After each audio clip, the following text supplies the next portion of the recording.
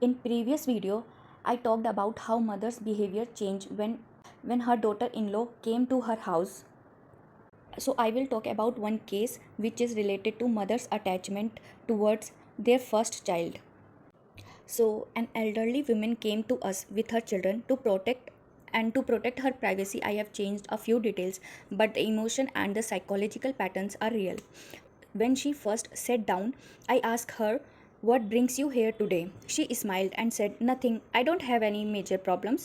But for the next 10 to 15 minutes, she only talked about her physical health. "My knee hurts, my back hurts. Because of my age, I get tired easily." Everything she described sounded like the usual health concern many older adults experience. As we continued talking, I gently asked, "Apart from your health, is there anything else that's been bothering you?" She immediately replied, "No, I'm fine." So I changed the question, "What worries you the most of these days?" She paused.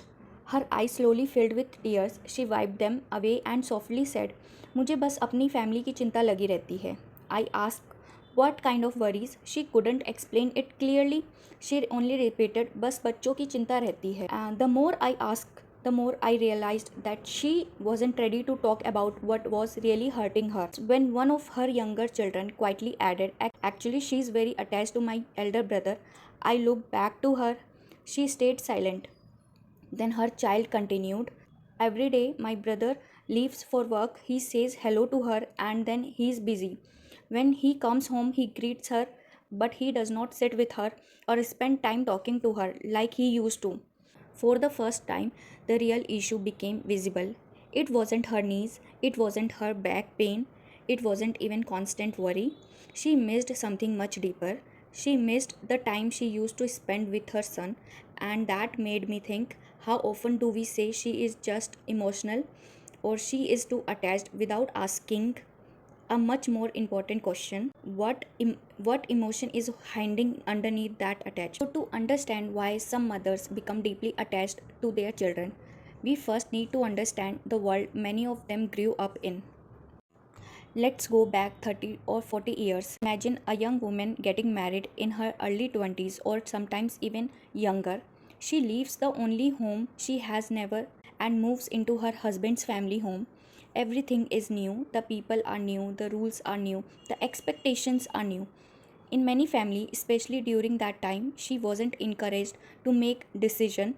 Instead, she was expected to adjust. What should I cook? How should I behave? When should I speak?